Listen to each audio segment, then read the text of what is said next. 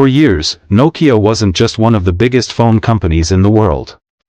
It was the biggest. At its peak, Nokia controlled more than 40% of the global mobile phone market. In some countries, Nokia phones were so common that they felt almost impossible to escape. If you had a phone in the late 1990s or early 2000s, there was a very good chance it was a Nokia. The company had built a reputation for making phones that were simple, reliable, durable, and easy to use. Their devices were known for strong batteries, solid build quality, and a design philosophy that worked for everyday people. And then there was the legendary Nokia 3310. A phone so durable that it became almost mythical. For millions of people, Nokia wasn't just a brand. It was their first mobile phone experience. It represented trust, stability, familiarity. At that point, it seemed unthinkable that Nokia could ever lose its position. But then the entire industry changed. And Nokia, the company that once ruled the mobile world, failed to change with it. So how did the world's most dominant phone maker lose the smartphone war? The answer begins with success. Because sometimes, success can become a company's greatest weakness. Nokia's rise was built on smart execution and global reach. The company understood mobile phones better than almost anyone else. It produced devices for nearly every kind of customer, from basic low-cost handsets to more advanced premium phones. That wide range gave Nokia enormous scale. It had factories, carrier partnerships, brand recognition, engineering talent, and a global distribution machine that most competitors could only dream of. While other companies struggled to build international presence, Nokia was already everywhere. It wasn't just competing in the market. In many ways, it was the market. That dominance made Nokia confident. Maybe too confident. Because while Nokia continued improving traditional phones, a bigger change was coming. And when that change arrived, it didn't just introduce a new product. It introduced a new idea of what a phone should be. In January 2007, Apple unveiled the iPhone. At first glance, it looked strange compared to the phones of the time. Most mobile devices then had physical keypads, compact screens, and software built around simple tasks like calling, texting, and basic browsing. The iPhone was different. It had a large touchscreen, almost no buttons, and a software experience built around fluid interaction. It looked less like a phone and more like a computer that fit in your pocket. To many people inside the phone industry, it didn't seem like an immediate threat. And that included Nokia. From Nokia's perspective, Apple was a newcomer. A computer company. A company with no deep experience in mobile hardware manufacturing at the global scale Nokia had mastered for years. Nokia executives believed they understood the phone market better than Apple ever could. And in some ways, that belief made sense. Nokia had spent decades building expertise in battery life, radio technology, carrier relationships, and device engineering. Apple was entering a field Nokia had already dominated. But the problem was that Apple was not trying to win the old phone market. Apple was creating a new one. The iPhone was not simply a better mobile phone. It was the beginning of the smartphone era as we know it today. And Nokia didn't respond with enough urgency. One of Nokia's biggest strengths had always been hardware. The company knew how to design and manufacture phones at scale. But as smartphones evolved, hardware stopped being the whole story. Software became the battlefield. And that was where Nokia began to struggle. For years, Nokia relied heavily on an operating system called Symbian.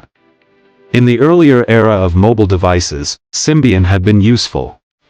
It powered many successful Nokia phones and helped the company stay ahead of rivals in features and functionality. But as the smartphone era advanced, Symbian started showing its age. It felt clunky. It was harder to use.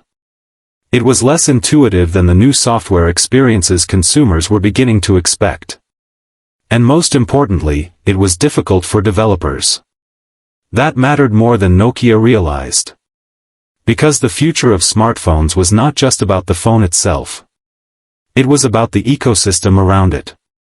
In 2008, Apple launched the App Store. That changed everything. Now a phone was no longer just a device for making calls or sending texts. It became a platform for services, games, communication tools, navigation, media, and productivity. The more apps a platform had, the more useful it became. And the more useful it became, the more customers it attracted. This created a powerful cycle. More users attracted more developers. More developers created more apps. More apps made the platform more valuable. Apple understood this early. Nokia didn't move quickly enough to match it. Then came Android.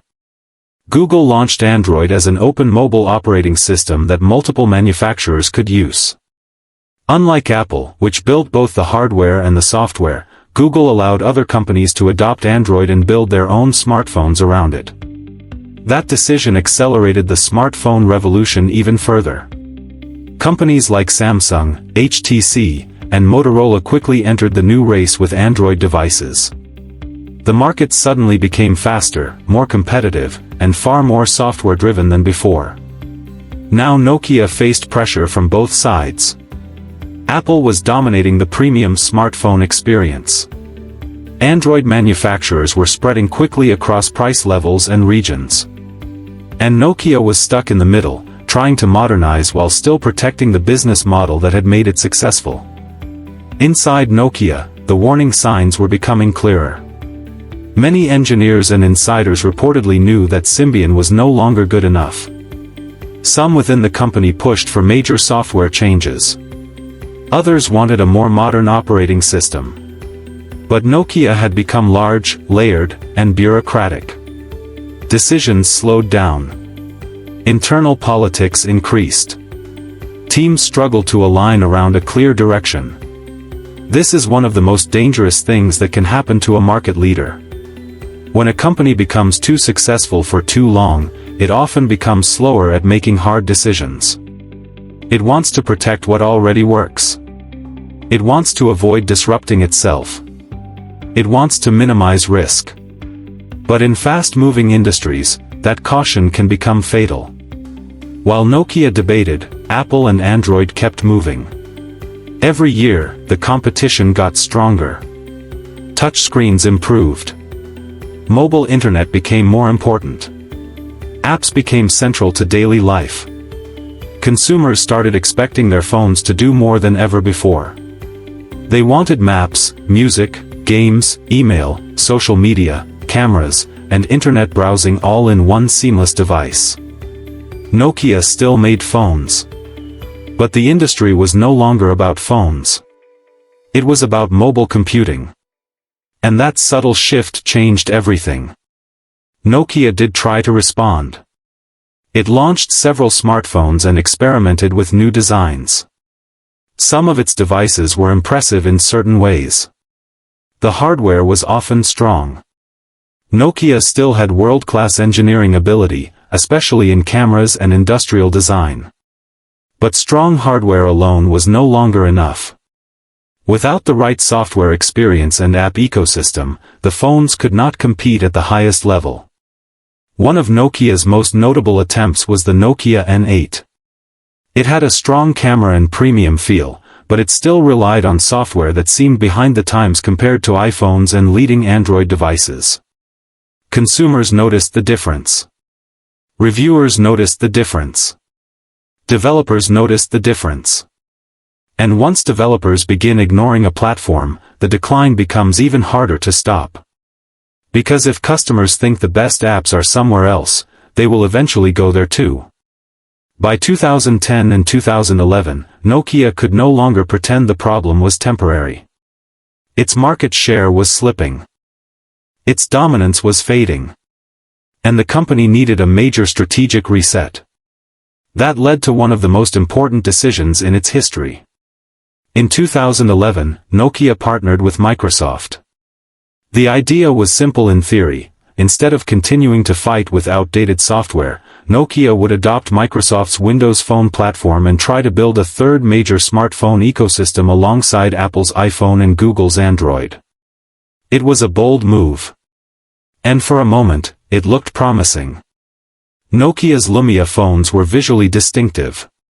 They had colorful designs, clean shapes, and some genuinely impressive camera technology.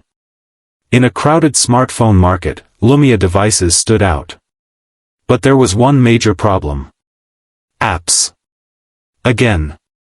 Windows Phone never built an app ecosystem strong enough to rival Apple or Android.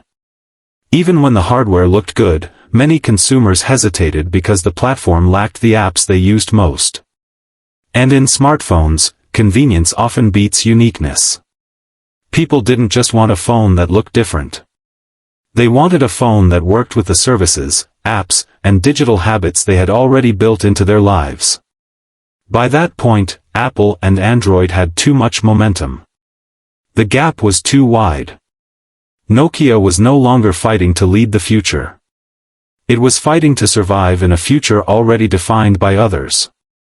As smartphone adoption surged globally, Nokia's old strengths became less relevant. Battery life and durability still mattered, but software ecosystems, app availability, and user experience mattered more. Samsung rose rapidly as the biggest Android manufacturer. Apple continued strengthening the iPhone's position. Nokia kept losing ground. Losses mounted. Confidence dropped. And what had once seemed impossible started to become obvious. The king of mobile phones was collapsing. Then, in 2013, Nokia made the announcement that symbolized the end of an era. The company sold its mobile phone business to Microsoft. For billions of dollars, Nokia gave up control of the division that had defined its identity for decades. It was a shocking moment, but also a deeply revealing one. A company that once dominated the mobile industry more than almost anyone else had failed to remain relevant in the very category it helped shape. And the story did not end with Microsoft's acquisition. Microsoft itself struggled to make Windows Phone work. Despite its resources, the company also failed to build enough momentum against Apple and Android. Within a few years, Microsoft largely exited the smartphone hardware space too. That outcome made Nokia's fall even more striking. This wasn't just a case of one company making a few mistakes. It was proof that the smartphone market had fundamentally changed, and companies that misread that change could disappear with surprising speed. So what exactly caused Nokia to lose the smartphone war? It was not a lack of talent. It was not a lack of money. It was not even a lack of innovation in hardware. The deeper problem was strategic. Nokia underestimated how important software would become. It underestimated the power of ecosystems. It moved too slowly when the market was moving fast. And it tried to adapt after the most important battles had already been lost. Nokia's story is one of the clearest examples of how success in one era can blind a company in the next. The company became so strong in traditional mobile phones that it struggled to fully embrace the new reality of smartphones. Its habits, structures, and mindset were built for the old game. But the game had changed. Today, Nokia still exists, but in a very different form. It focuses more on telecommunications infrastructure and network technology than on consumer smartphones. The company survived, but not as the mobile giant it once was. The Nokia name still carries nostalgia. For many people, it brings back memories of simpler phones, long battery life, and nearly indestructible devices. But nostalgia is not enough to win a technology war. The smartphone revolution rewarded speed, clarity, software excellence, and ecosystem thinking. And in that new world, Nokia could not keep up. In the end, Nokia did not lose because it was weak. It lost because it failed to evolve quickly enough when the future arrived. And by the time it realized what the future truly was, Apple and Android had already taken it. Nokia once ruled the mobile world. But when the smartphone era began, the company that everyone trusted to lead the industry found itself trapped in the past. And the future moved on without it.